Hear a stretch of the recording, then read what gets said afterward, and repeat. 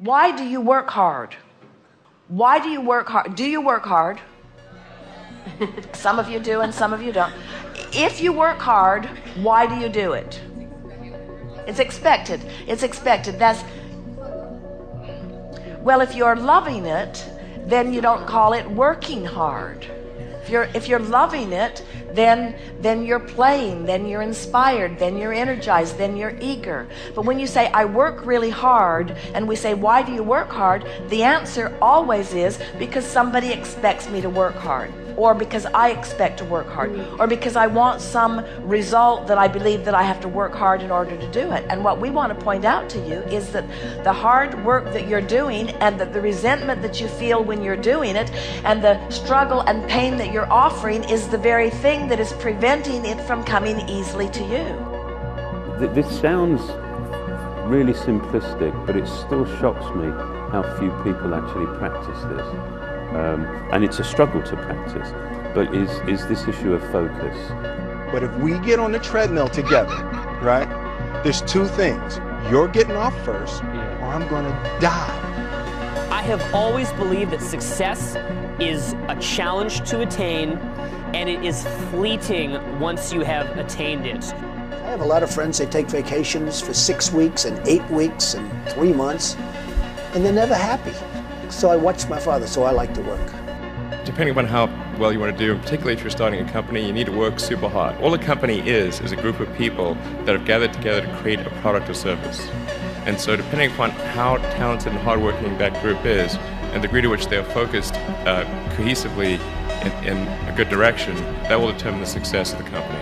So look, you want to get your work ethic so high that people actually admire you. I'm going to ask you a question right now. Do people know you because of your unbelievable work ethic? If you can't answer yes to that, man, you're not going to get in that top 10%. But I'm exactly where I wanted to be because I realized I got to commit my very being to this thing. I gotta breathe it, I gotta eat it, I gotta sleep it. And until you get there, you'll never be successful in life. I do something creative every day. And if I had to paint for a career like living, whether I feel like shit, like it's a real job, I show up every day, repetition, every fucking day you paint, no matter what, no excuse. If you want to do something, you're going to do it. When you quit, you quit. Something bad enough happens and you feel the pain and you don't want that shit anymore, you quit. If somebody says to you, it's balance, life is balance, it's just simply not true. If you're a real entrepreneur, there is no balance. You work on your business 24/7. You have to be always focused on what you're doing. You gotta work hard, and you gotta focus every day on your job at hand. You need to give it everything you've got all the time for yourself. For yourself. Most people would play it safe rather than take a chance. If you really want to be awesome, never do the comfortable thing. Always take the fucking chance. You've got to find what you love. And that is as true for work as it is for your lovers. Your work is going to fill a large part of your life. And the only way to be truly satisfied is to do what you believe is great work. And the only way to do great work is to love what you do. Whatever the mind can conceive and believe, the mind can achieve, regardless of how many times you may have failed in the past, or how lofty your aims and hopes may be. No more fucking bullshit. Stop fucking bullshitting you and me and everyone else around you. Take some fucking action, make it fucking happen, fucking now.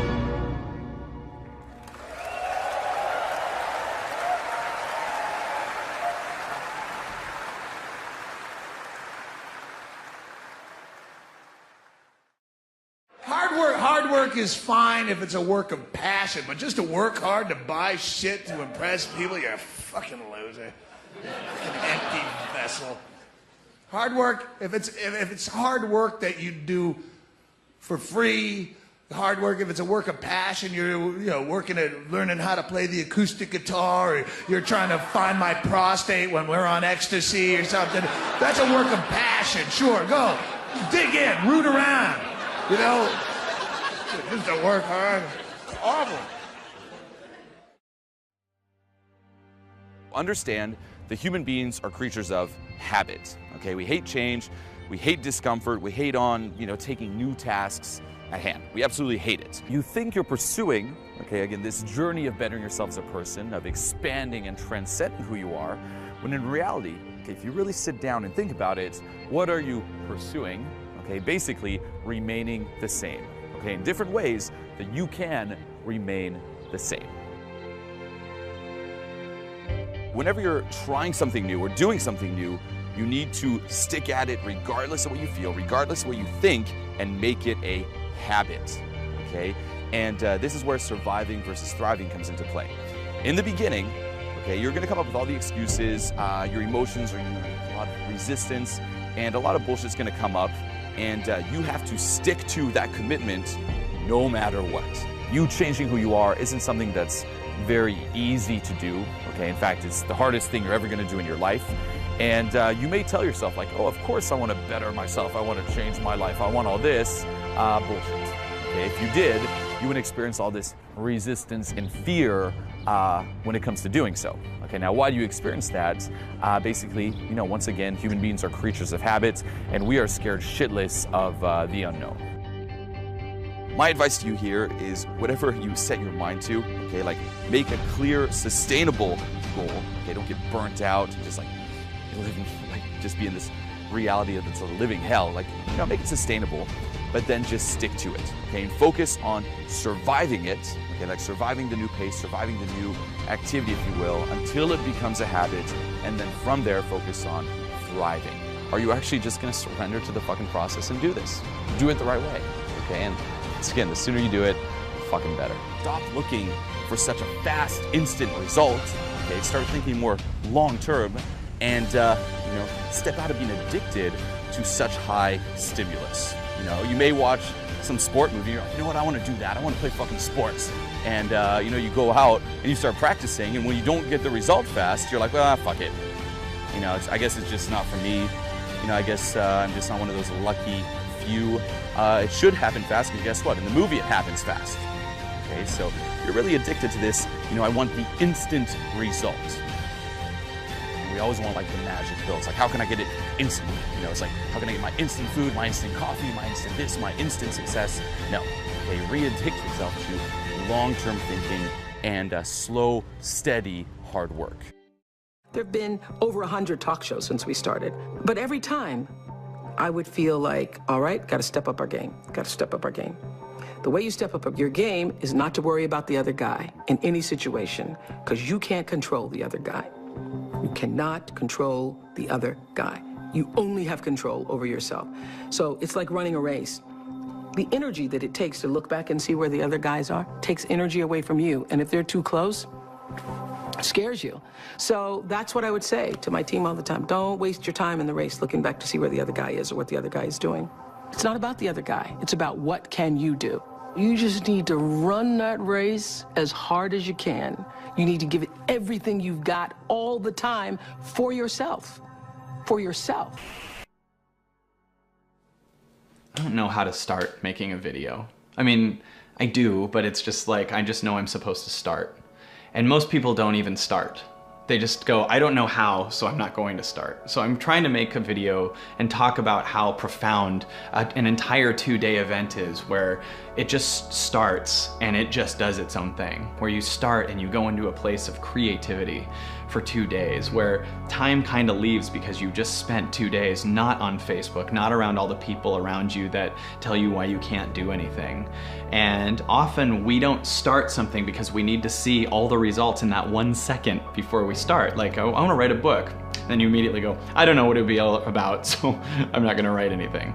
But the journey was what was so fun, like starting to write and letting it unfold in front of you. So I'm making this video right now and I sincerely don't know how to start, but content seems to be coming through because I don't know what I'm gonna say, but I'm okay with that. And we live in a world where people need to know when they don't know. And what if you could instead just be okay with not knowing? What if life suddenly went to a place where you go, I don't know what I'm supposed to do. I don't know how to show up. I just know I'm going to show up. I don't know what I'm supposed to do. I just know that my body feels like leaping towards this. It feels like writing this book or leaving this company or asking that person out. But I don't know what'll happen. I don't know how, but I'm okay with that. Trying to be perfect and using it as an excuse not to take action. This is a good one of the YouTube. Let's use a YouTube example. For years I was like, oh well, you know, the camera's not good enough. I didn't do it at film school. Like I'm like, you know, I'm not the steroids, I'm swollen. No. And I was like, fuck it. I've got some shit that people can benefit from, and I want to fucking share it. Instead of focusing on quality and perfection and shiny bullshit, this really just fucking doesn't really do anything. Do it now and then. If you're addicted to perfection and fake shit, put up some videos that are fake and perfect, whatever. I do now and then. But focus on more bringing value to your community, daily content. Whatever you do, your daily disciplines is what you become tomorrow. Good or bad. Your daily discipline of going to bed late, long term, fucks your metabolism. Daily discipline of going to bed early, boosts your metabolism. Daily discipline of uploading regular content to YouTube, boosts it. So don't get caught up in the perfection mindset of, well, not good enough. No more fucking bullshit. Stop fucking bullshitting you and me and everyone else around you. Take some fucking action. Make it fucking happen. Fucking now. I just don't think people believe me. I think 99.9%.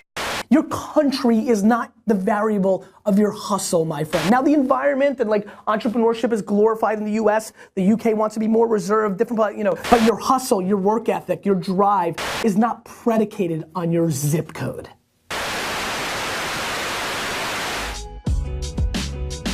Whether you're 100 or 0, you just want to zen and live in a mountain with no technology, or you want to buy the jets and hustle your face off, or anything in between, you need to find your cadence. There is no reason to do shit you hate. None. Promise me you won't. Whatever you need to do, do it. Look yourself in the mirror and ask yourself, what do I want to do every day for the rest of my life? Do that. And then hustle your face off 15 hours a day to get people to care. You know what I hustle about? I hustle about meeting every single person on earth. Do you know why? Because I care about people more than I care about myself. You're spending an hour or two on things every day that aren't achieving this extra brand or extra monies that you're chasing. And that's what you need to do. You need to work so hard. Your talent isn't enough. You've got to go put in the work. And the fact of the matter is, we're in a time and in a generation that's not willing to do that. If you're pumped with your life and you're good and you're not complaining, do you. Like, don't work at all. I don't give a fuck. This message is for the people like, oh, I don't have time, I don't have money, woe is me. Here's my thing, stop watching entire seasons of House of Cards, because if you're complaining and I audit you, I promise you, I will find 4 hours that you're not doing jack shit. You're playing mobile games, you. Literally, like really? Like you've got time for Angry Birds and you're complaining? Get the out of here.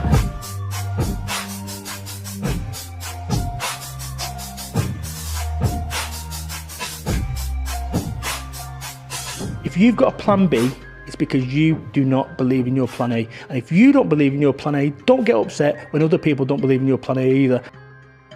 The thing that keeps you stable as a business owner is your base, whatever your base is, your family and so forth.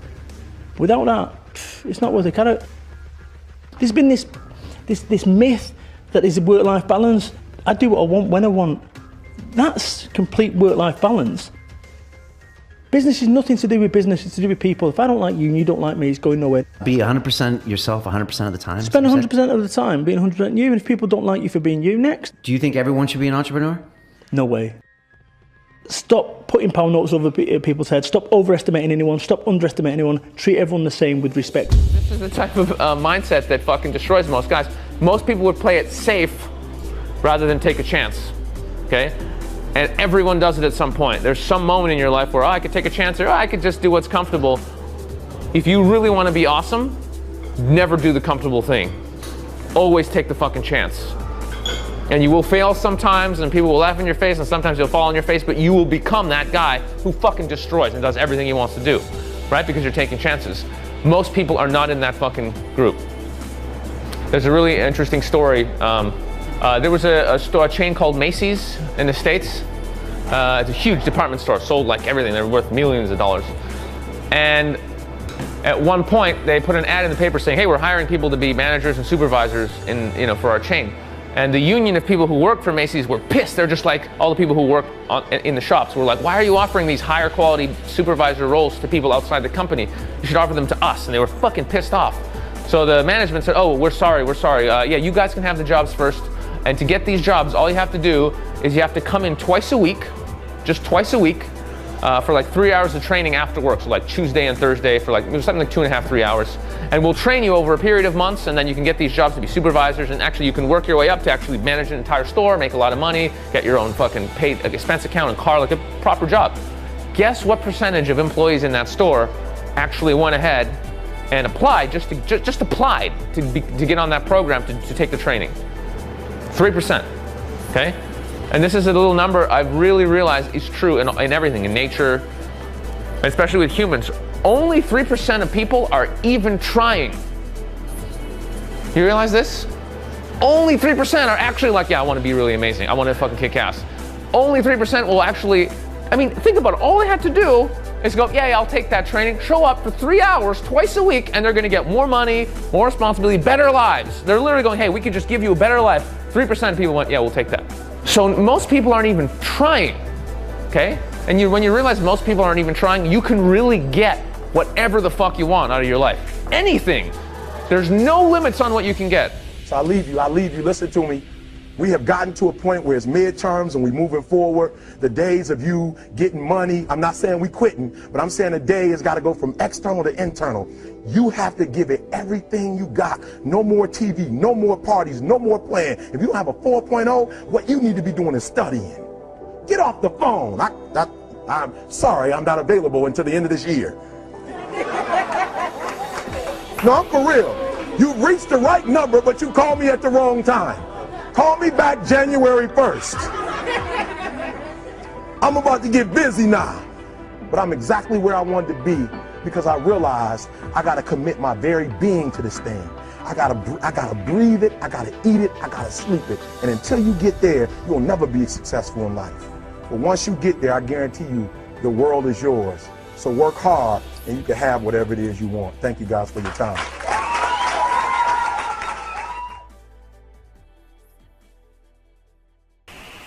It's like you don't take life too seriously, but you also have to take your progress seriously. Because if you do not, then you'll wake up in a couple years from now and you'll be just where you are now.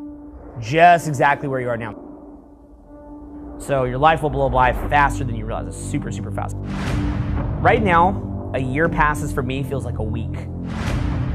That's how it feels. Years will blow by. 4 years from now will seem like nothing, dude. And you'll either be a pimp or chode. Dude, anything that of real significance takes years to cultivate. But what's cool is that the years blow by fast and you can get what you want actually pretty fast.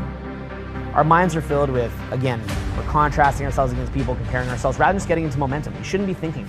People are thinking too fucking much. Or they're comparing themselves to other people, as if by comparing yourself, that matters. What does it matter?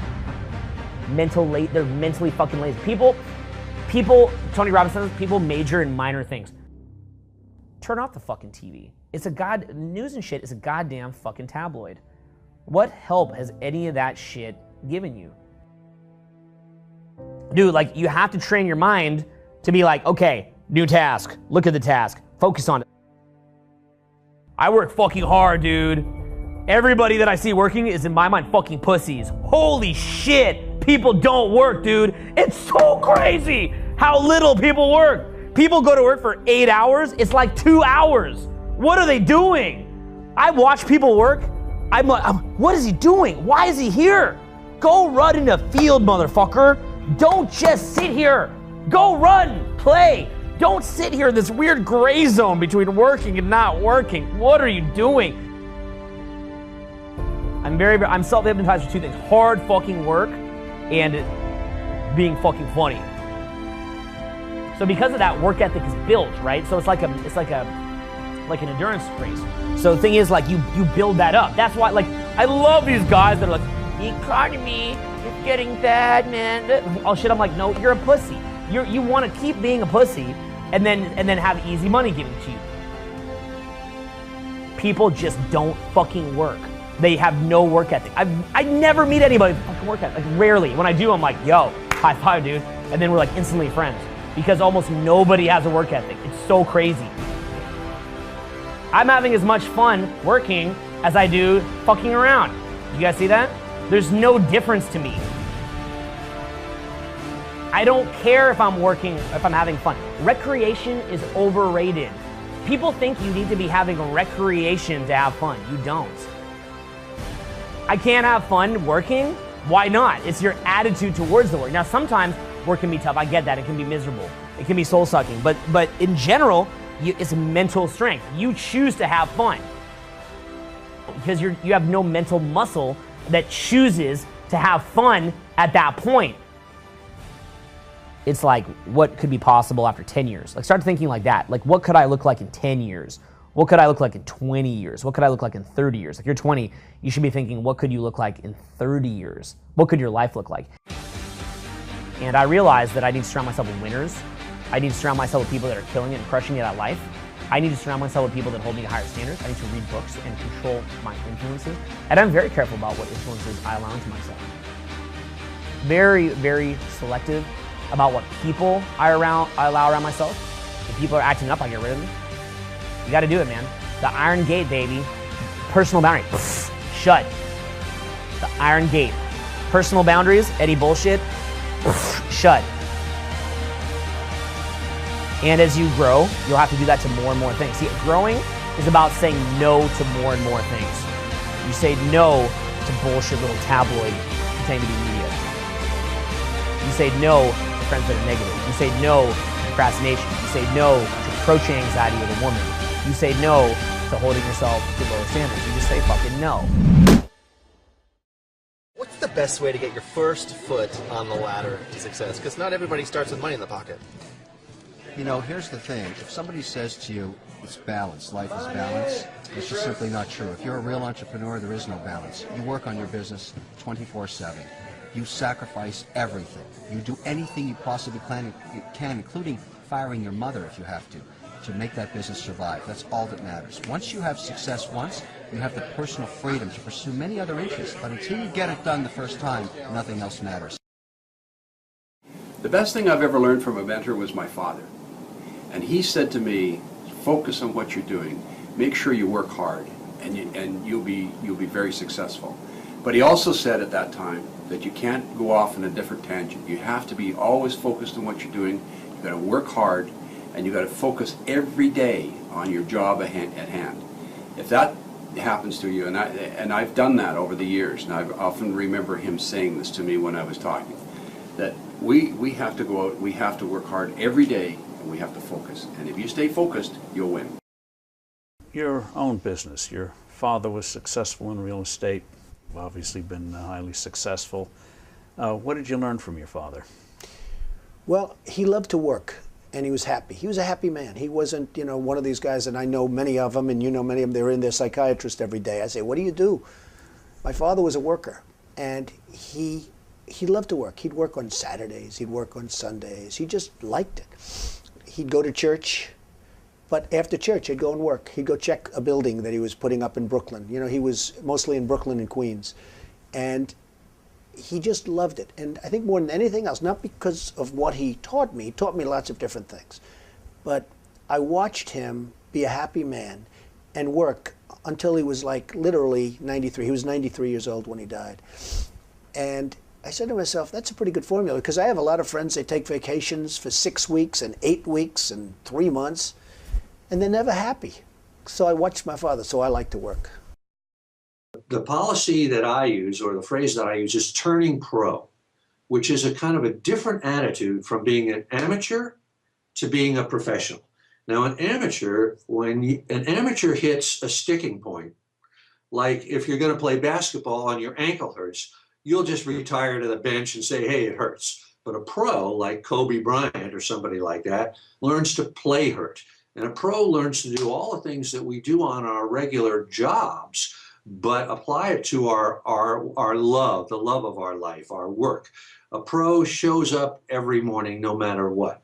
A pro stays on the job all through the day. A pro doesn't over-identify with the work so that if there's a failure, it knocks him out of the batter's box. A pro doesn't take failure personally or success personally.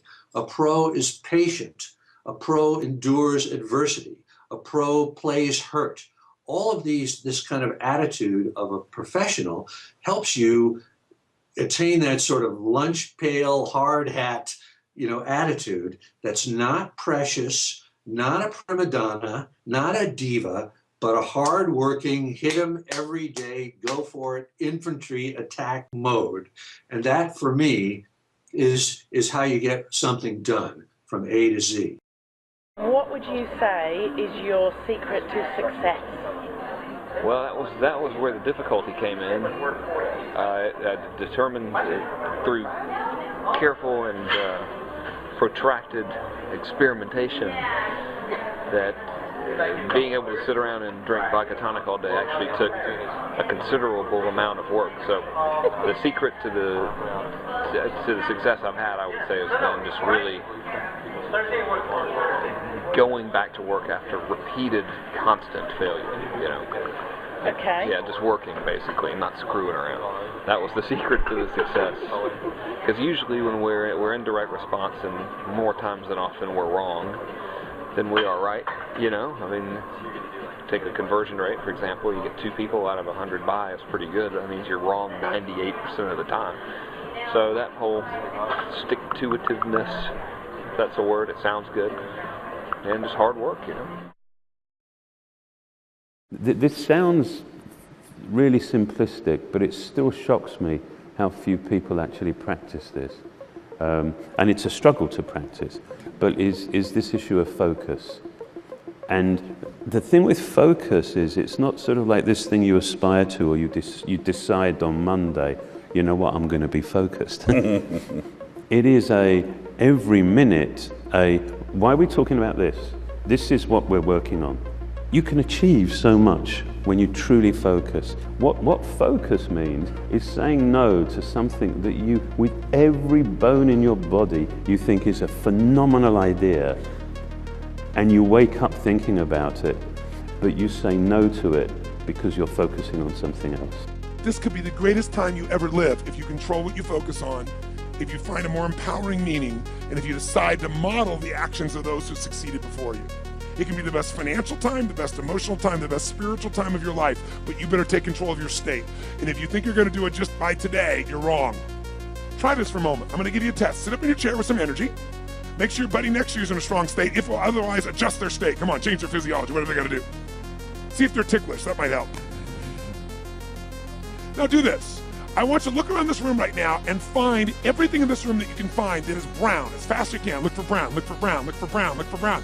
Look around you, look for brown, look for brown, look for brown. Okay, close your eyes. I'm going to give you a test. With your eyes closed now, shout out loud everything you saw that was red. If you see a lot more brown right now than red, say yes. Open your eyes, look for red now. I want you to really look for red. Look for red, look for red, look for red. Anything you can find that's red, look for red. All around you, look for red. Raise your hand if you found more red this time and say I. Why did you find more red this time? Because seek and you shall. That's right. Whatever you focus on, you're going to find it. In fact, let me tell you something. You'll even find it when it's not there. How many saw burgundy, called it red, just so you could have more things you counted? Raise your hand, say aye, come on. See, whatever you're looking for, you're going to find. So if you want to change your life, my friends, you've got to change your physiology and you got to change your focus. By the way, how fast can you change that stuff? How fast, my friends? How fast? How fast? Come on. In a heartbeat, once you rechange your conditioning. That's all you got to do.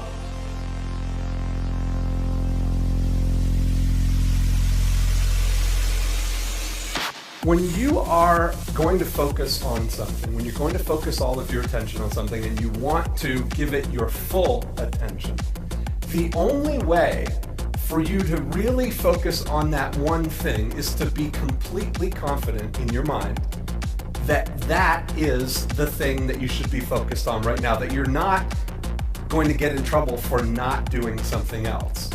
Get a yellow pad or 4 sheets of paper and set your timer for 50 minutes. And here's what I want you to do in that 50 minutes. I want you to write down every thought that's on your mind. Everything you can possibly think of.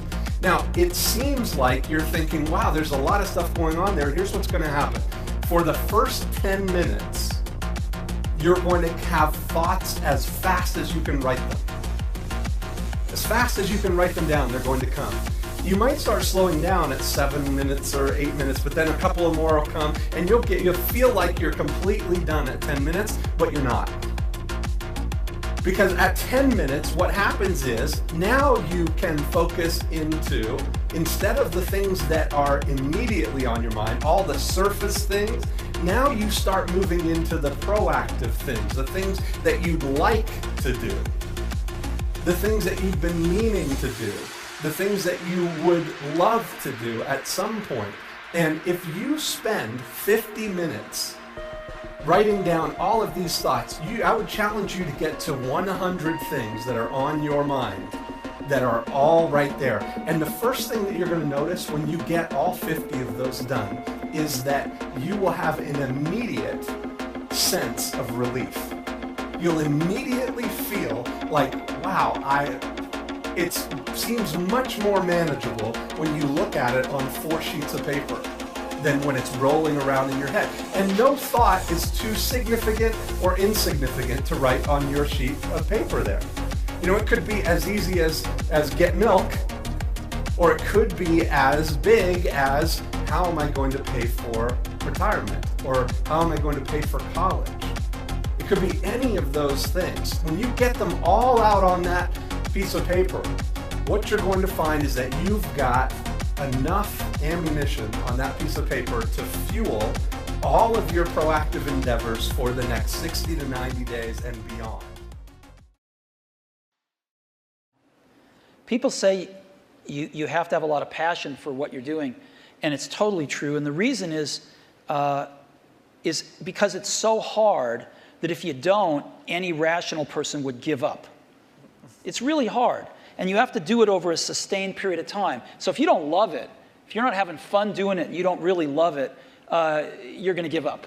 And that's what happens to most people, actually. If you really look at the ones that ended up being successful, unquote, in the eyes of society and the ones that didn't, oftentimes it's the ones that are successful loved what they did so they could persevere when it got really tough. And the ones that didn't love it quit because they're sane, right? Who would want to put up with this stuff if you don't love it? So it's a lot of hard work, and it's a lot of worrying constantly. And if you don't love it, you're going to fail. So you got to love it. You got to have passion.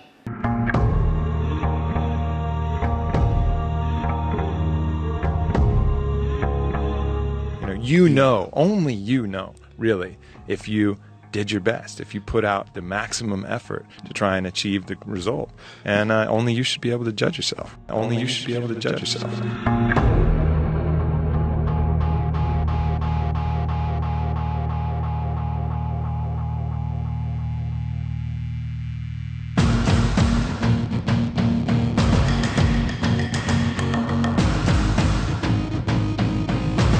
You gotta fuel yourself with the fuck ups. And most people get stuck in these patterns because they define themselves as a fuck up. You don't have to do that. You don't have to do that.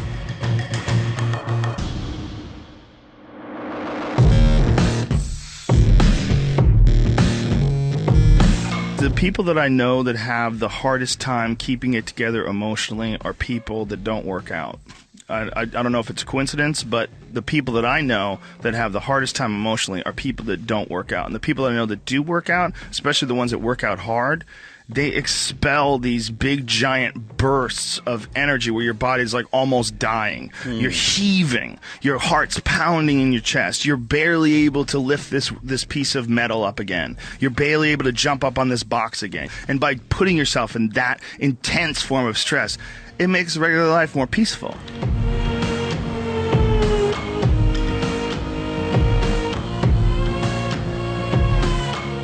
That is a shocking thing about exercise. Sometimes when I'm depressed and I finally drag myself out of the house and go to the gym and just run and sweat, and then I'm in my car and I feel great, and it's like, really? That's all I am? We have a certain amount of requirements that our body needs. It needs to move around. It has to. If it doesn't, it atrophies. It becomes fairly useless. Like, you have to keep it moving. And to really appreciate the movement of it, you have to push it really hard. You push it really hard. It's like a drag racer, or like a race car that you could develop into a race car. You develop it just by pushing it and pushing it and pushing it, and it becomes a race car. Or if you let it sit alone, it becomes a really junkety old shit box that can't start anymore. I mean, it literally is almost that simple.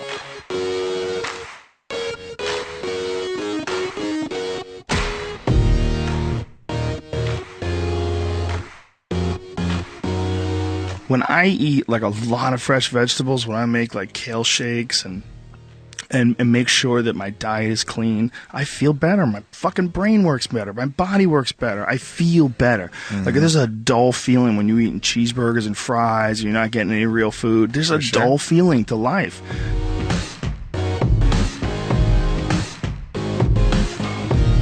Write down what you would like to fix about your life. And then just, if you're 30 pounds overweight, you want to lose 30 pounds? Do it the right way. Go start eating vegetables, monitor your calories, write down what you eat, exercise every day, force yourself to do it. Say you're the general. The brain is the general, the troops are the body. The troops don't want to listen, but you go, fuck you, you listen. And you get up and you do it.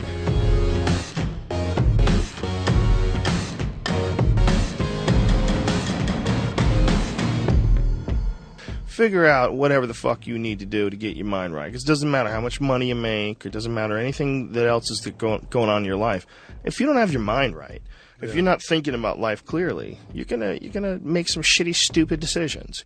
Get it together, bitch. Exercise as if your life depends on it. Make a commitment to your health and to yourself that you're going to exercise every day no matter what.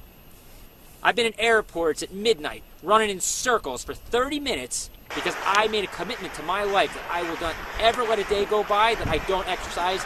If God willing, I can do it, I get it done. How you doing, guys?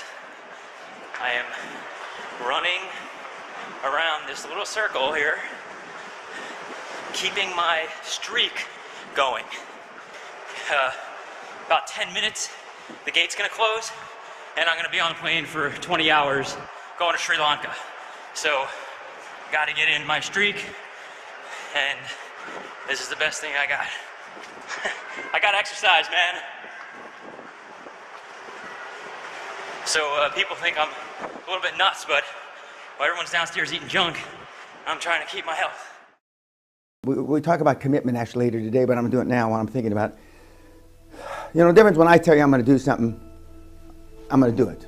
Klaus Kleinfeld, who's up there on the Hall of Fame, a number of years ago, I was supposed to meet him at the Frankfurt airport. And I was involved in a very serious accident in Cabo San Lucas, racing dune buggies with my two sons. Going about 50, 60 miles an hour, I hit a boulder or a rock under the sand. And the dune buggy went up in the air and flipped and landed back down on me. And it cracked my sternum, collapsed all my lungs, punctured my liver, punctured my spleen, punctured part of one of the main things that go to your heart, broke 8 ribs, did all kind of shit to me. Almost died. So when I showed up at the airport, Vinica, who some of you have talked to, right, pushes me in a wheelchair into this restaurant that they're wearing white gloves, tails, you know. And I'm slumped over like this, and Klaus is about where Matt is, and I look up and he says, God almighty, Dan, what's wrong? What happened to you? Why are you here? She pushes me a little farther, and I said, Vinica, could you straighten my head out, please? So she takes me by the ear like this, and kind of, you have to know Vinica. Winica's a tough bitch. She kind of pulls my head up like this, and I'm talking, because I didn't want to talk to him like this, and I said, I told you I'd be here. Klaus says he still remembers that when he thinks he's got a cold or he's not going to go to a meeting, he has a flashback from that. Now, why was I like that? Well, the reason I was like that is because when I was 6 years old, I landed in Le Havre, France. My dad was a head of the CID, Criminal Investigation Division of the United States Army Europe during the Korean War. My mother and I sailed across the Atlantic to meet him, and he said, "I'll pick you up, son." A long distance phone calls in those days you couldn't hear, and it was all scratchy. "I'll be there, son." Okay, so he's at Le Havre. He picks me up, picks us up. So I go to put my arms around him to give him a hug. I bring my hands back, like in a horror movie, massive, just blood all over. So I said, "Daddy, Daddy, what happened? What happened?" He said, "Don't worry about it. Don't worry about it." And he takes me like this and just walked to the limo, or where his driver was. He had just had surgery. They took a tumor out of his back, and he wouldn't let them put him under a general anesthetic, only a local.